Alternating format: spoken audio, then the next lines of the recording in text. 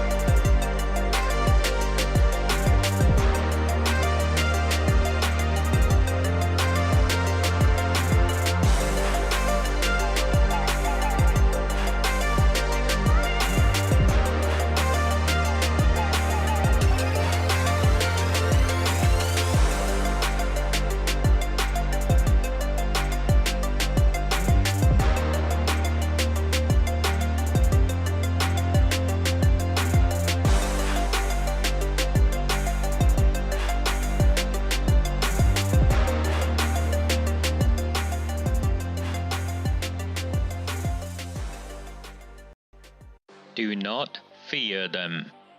Do not fear any of them.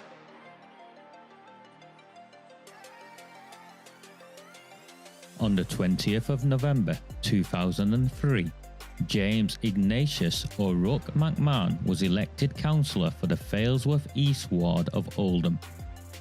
Deeply ambitious, he ruthlessly rose to power, and by 2011, he was already leader of the council. In 2015, exploiting a Labour Party loophole, he became MP for Oldham West and Royton. If only the people of the town knew then what they now know. Do not fear them. Do not fear any of them.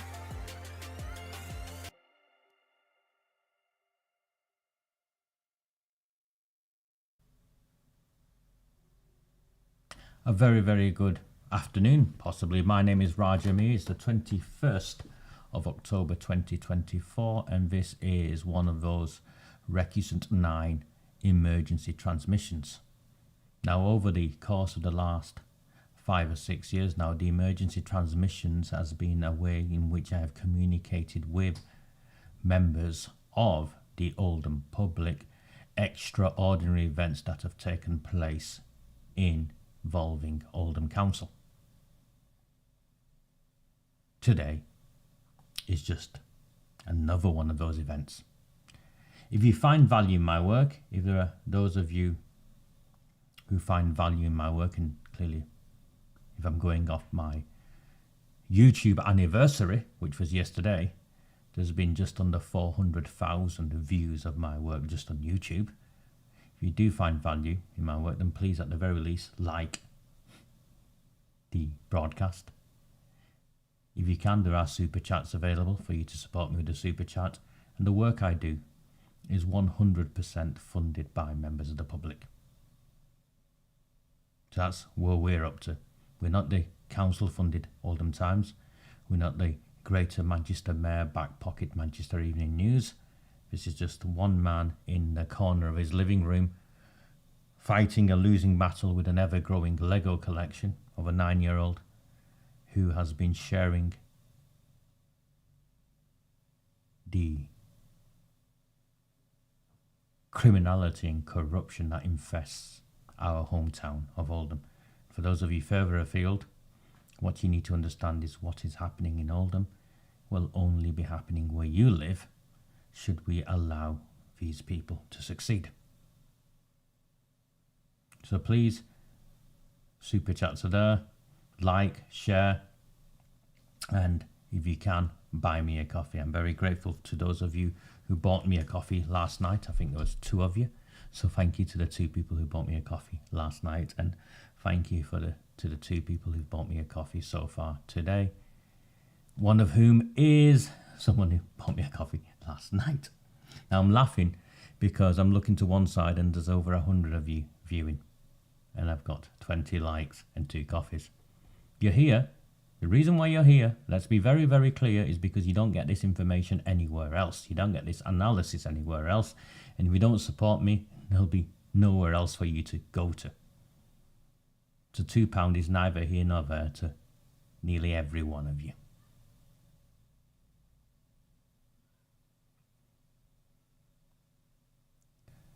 Last night I shared information of an appointments committee meeting that was scheduled to meet at 10 o'clock this morning. These meetings are accessible to members of the public, but if you recall, I shared with you how they planned to exclude members of the public from the meeting. The purpose of the appointments committee meeting today, because the paperwork was leaked to me by council insiders, was twofold. One was to approve Harry Cafferill's secondment to Tameside Council. Remember, Tameside Council has got nothing to do with Oldham Council. And Harry Cafferill was going there to help his Labour Party mates out with the cover-up going there and the horrific failings in children's services. And the second reason why the appointments committee were meeting was whilst Harry Cafferel was going on secondment to be rubber stamped. At this meeting, Oldham Council planned on appointing an interim chief executive. Thank you very, very much to Gary Tarbuck. Hi, Gary, for his super chat. Thank you. So that is where we left things last night.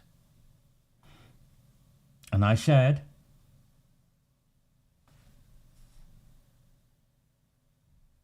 what I shared last night was the process that Oldham Council, that AROOJ SHAH and Harry Cafferel had gone through to appoint or recruit an interim chief executive on 4 days a week for £180,000 a year for 4 days a week, whilst the Oldham Council would continue to pay Harry Cafferel for 1 day a week. That was the proposal.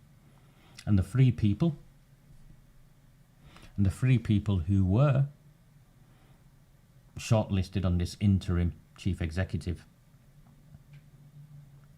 role was Emma Barton, who had already been promised and appointed as the assistant chief executive, interim chief executive anyway. So why she was having to apply for a job, well, that's a story for another day. Shelley Kipling, the comms lady, and of course Mike Barker, who we exposed as married to a Labour Party MP. It's been kept hidden from all of you. So all three of Harry Cafferel's deputies had applied for this interim role, and this interim role was internally advertised only, and only advertised for less than a week. Now, how any of you can accept, how any of us can accept a chief executive of a local authority to be appointed in less than a week from start to end is beyond me. If that doesn't reek of malpractice, of corruption, of sleaze, I don't know what is corruption or sleaze.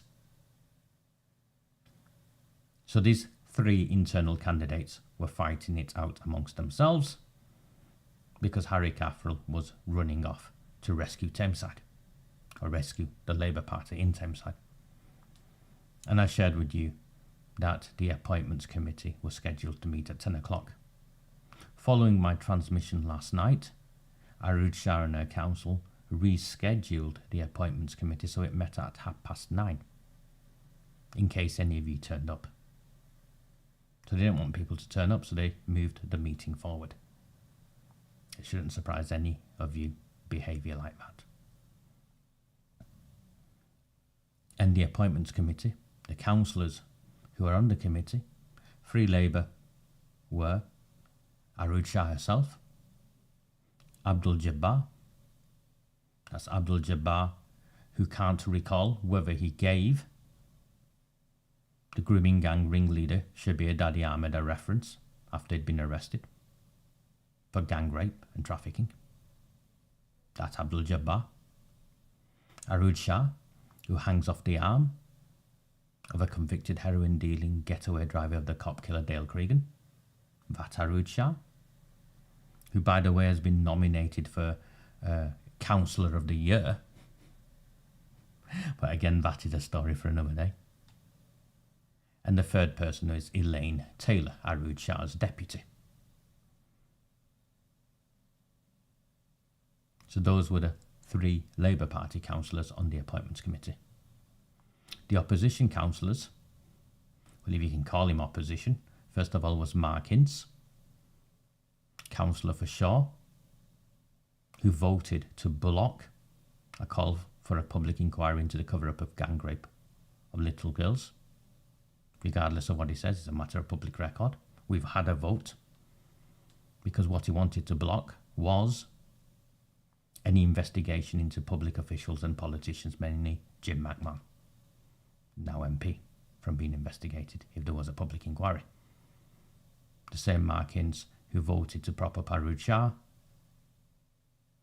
voted to prevent auditors coming in and inspecting the books of the council, and voted to continue aid in the destruction of the green belt across the town. clearly in alliance, in coalition with AROOJ SHAH, and also currently, well, has already been warned by Greater Manchester Police for late night drunk dialing a member of the public, and is continued with his unlawful behaviour. So he's the fourth member of the appointments committee, because he represents a group of two. So how he got into the appointments committee, just like how he became head of planning, well, I think we all can come to our own conclusions on that, can't we?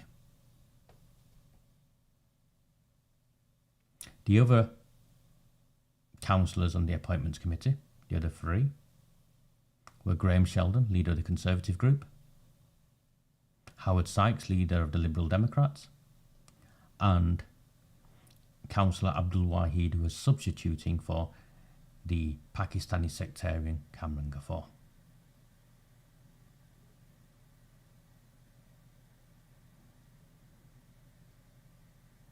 My analysis last night was that everything would be voted through and it'd be split 3-3 with Mincy Boy, as I nicknamed him, voting and siding with Labour.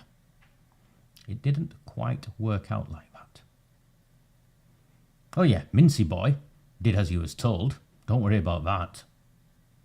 But in addition to Mincy Boy, Howard Sykes supported AROOJ SHAH. I have a question to Dave Murphy, to Sam Al-Hamdani, and the others in the Liberal Democrats.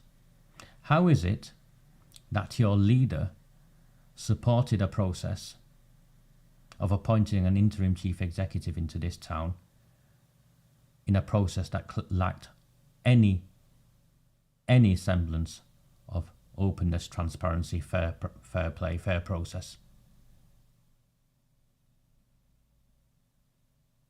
When you're going to be losing seats, and you are losing seats across the board, what took place today, Dave Murphy, Sam Al-Hamdani, will be a line in the sand for the people of Oldham. You're not going to win from this. No one is going to think better of you for propping up this corrupt administration. First and foremost, Oldham has no requirement to help out Tameside this way. And you know that. Secondly, Harry Cafferel running off to Tameside on 4 days a week, as your leader knew, was not even the recommendation of the Greater Manchester Combined Authority.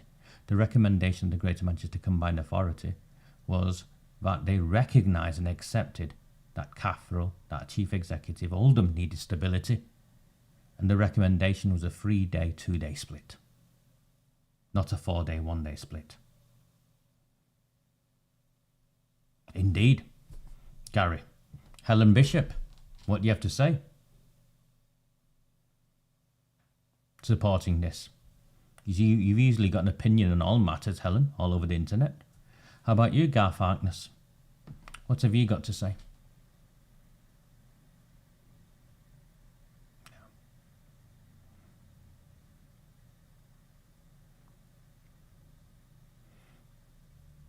So Howard Sykes has supported AROOJ SHAH despite the Greater Manchester Combined Authority also confirming that it was in support of a 3-day, 2-day split. I'd have told him to get stuff, full stop. Remember, this is a man who's coming out of retirement, whose role in going to Tameside has got nothing to do with, not just Oldham, but it's very little to do with Tameside. I think it's more to do with protecting the Labour Party. So Howard Sykes supported AROOJ SHAH and Mark Mincy Boy on all the votes. Despite the Greater Manchester Combined Authority saying there was no need for a 4-day, 1-day split, 3-day, 2-day, so that Oldham would have some stability. Secondly, despite confirmation there was no risk assessments taking place whatsoever as to what the impact on Oldham would be with this arrangement. That's right, they've not even conducted a risk assessment. Equality impact assessments, risk assessments, those sorts of things that are part and parcel of how councils are meant to operate. They've not even conducted a risk assessment. AROOJ Shah took it on her shoulders to say, no, this is how it's going to be, 4-1. I know why. I suspect I know why, and I'll share that with you.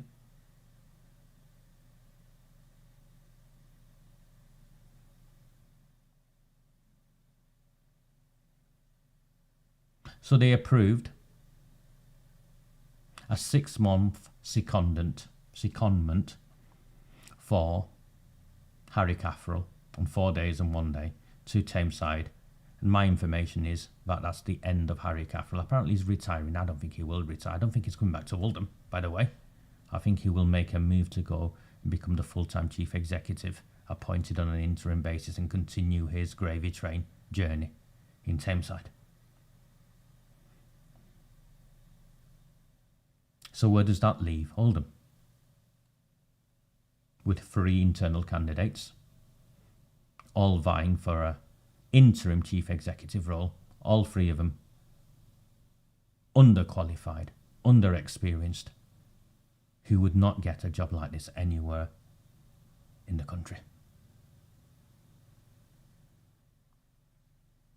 Well, if you followed me, you know that my position is that AROOJ Shah needs yes men or yes women who are progressing their careers and are willing to look the other way to some of the dodgy dealings that take place in this town, and likewise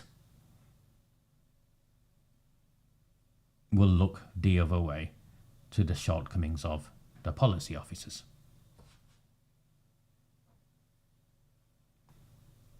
Emma Barton, who came from Wigan after completely messing up Wigan, and she came under a scandal to rebuild her career in Oldham, did what she thought she needed to do to get to a point of becoming chief executive. Remember, was appointed the Oldham way. AROOJ Shah at the time described it as the interim chief executive, the YTS chief executive. Was Harry Caffrell worked 2 days a week, Emma Barton was going to do 3 days a week. Emma Barton has hardly been in work for the last 3 months. She's clearly been sidelined, outmanoeuvred. Her career is now over. She's a laughing stock. She didn't get the job that she was already given. They took it off her. She has 2 options really now. One is to take Oldham Council to Industrial Tribunal for constructive dismissal, which she'll win in my opinion, or to leave. This would be the second chief executive, deputy chief executive under Harry Caffrell to go. Remember Saeed Osman? My reflection on him was the only honest Pakistani in Oldham Council.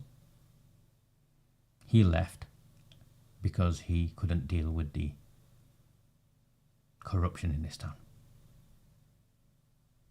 That's my understanding.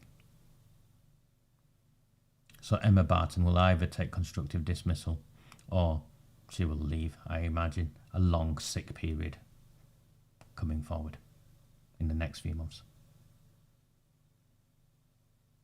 So she's gone. Mike Barker, who thought he was in with a chance, I don't think it helped that we exposed that he's married to a Labour Party MP from Waverley. They'd kept all of that hidden until we brought it into the public domain last night, and it was confirmed with me today. So he's not going to be happy, and his wife's not going to be happy, but he's not going to become, not only going to become the chief executive of Oldham Council, now that his wife is an MP and is commonly known his wife is an MP, I would imagine there'll be far more public scrutiny on the career of this gentleman. And again, I have no bone to pick with him, I don't know him. What I do believe is it's in the public interest to know that someone who wants to be the chief executive of a Labour Party-run council is married to a Labour Party MP.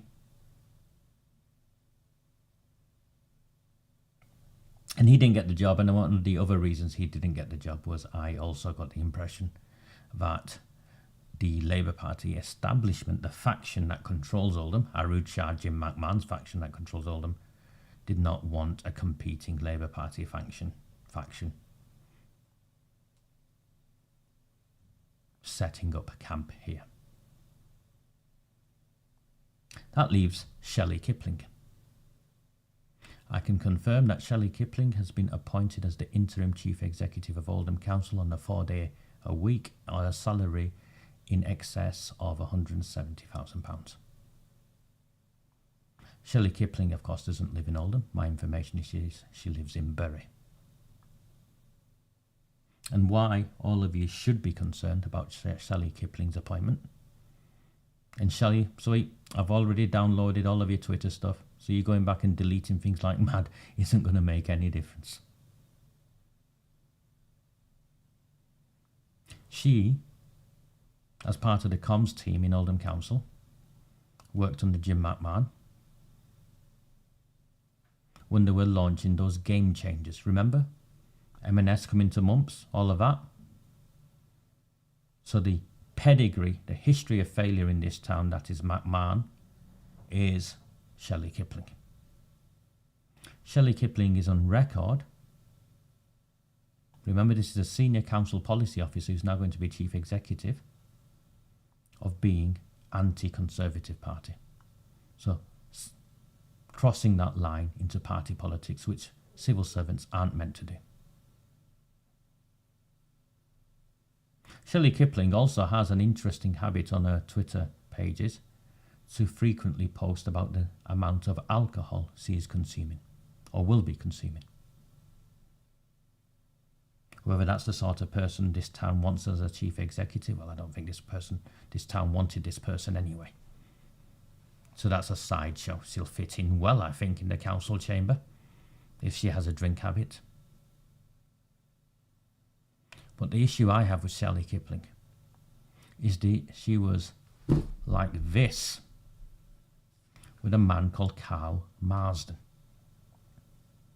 Carl Marsden headed up Oldham Council's communications team whilst Jim McMahon was here and helped cover up the grooming and gang rape of children. That's right, isn't it, Shelley? Carl Marsden now works at Oldham College. Carl Marsden's wife worked for at least a period for the Deputy Prime Minister, now Deputy Prime Minister Angela Rayner. Shelley Kipling has direct links with Carl Marsden, and Carl Marsden, in Andy Burnham's report, was identified as the council officer who prevented news coming out and celebrated his success of covering up news that would have informed you, me, and every other parent, grandparent in this town that our children were at risk of being gang raped by Pakistani men.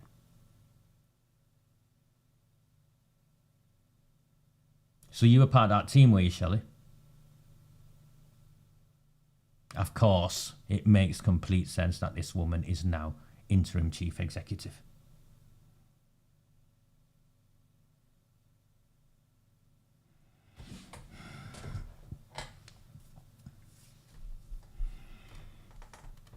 We are now at a crossroads.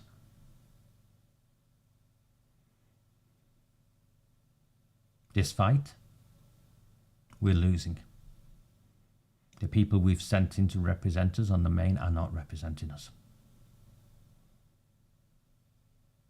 The only platform that is speaking out is this platform through me. The next election is not for 2 years, 18 months' time.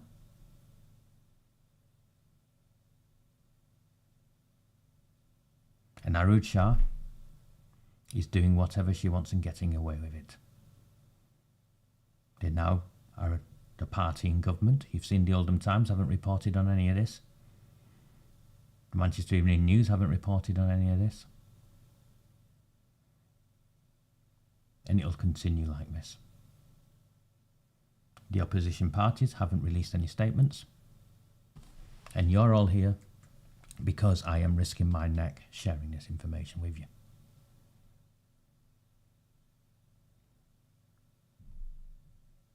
Shelley Kipling should not be the chief executive of a town like ours.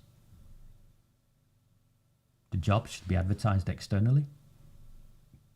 An independent recruitment panel convene and make an appointment in a robust, transparent, fit-for-purpose manner.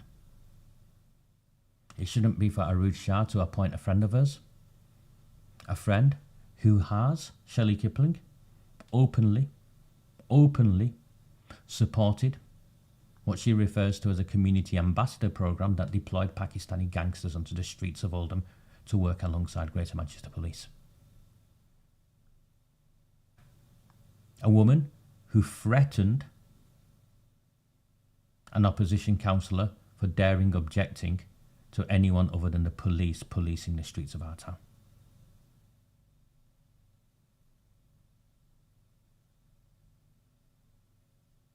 She is now your interim chief executive. She will sit alongside Alexander Bogatov, your interim borough solicitor. Alexander Bogatov has been reported to the police for misconduct in public office. My understanding is that there is sufficient evidence for Shelley Kipling to now also be reported to Greater Manchester Police for misconduct in public office. Unfortunately, now with a Labour Party controlled government, there is no government task force that will come anywhere near Oldham. They will do exactly what they've done in Tameside and continue to protect what is taking place here. And the only resistance we have left is what we can share through the corner of my living room and the Lego collection I have surrounded around me. The only way we can fight back is somehow keeping going until the May 2026 elections, when we put forward candidates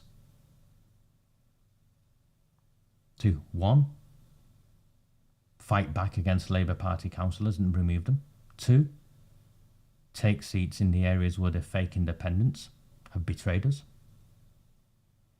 And three, somehow mobilise and coordinate the opposition. We took them down to 27 seats. We should be celebrating. We're not, because of the actions of MARC HINCE, LISA NAVESEY, Brian Hobin and Neil Hindle. But despite that, the other opposition councillors, the independent ones definitely, aren't strong enough, aren't strategic enough.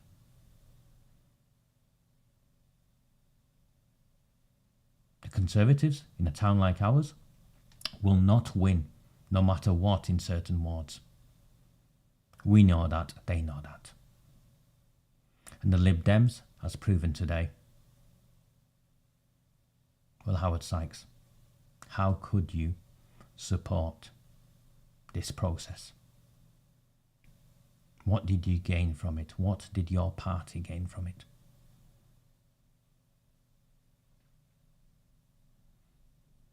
If you find value in the work I do, then you know that we need to keep going until May 2026. And not just keep going, we need to mobilise, we need to coordinate, and no one else is going to do this. It's going to have to be me, or it's not going to get done at all. This was an emergency transmission that I shared with you.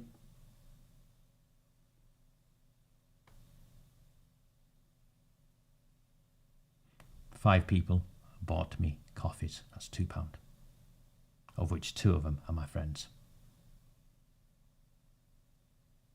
Support me or surrender. That's where we're at.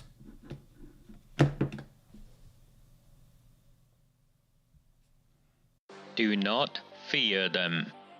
Do not fear any of them.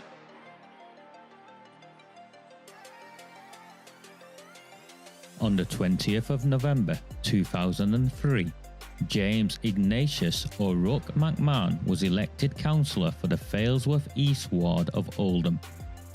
Deeply ambitious, he ruthlessly rose to power, and by 2011 he was already leader of the council. In 2015, exploiting a Labour Party loophole, he became MP for Oldham West and Royton. If only the people of the town knew then what they now know. Do not fear them. Do not fear any of them.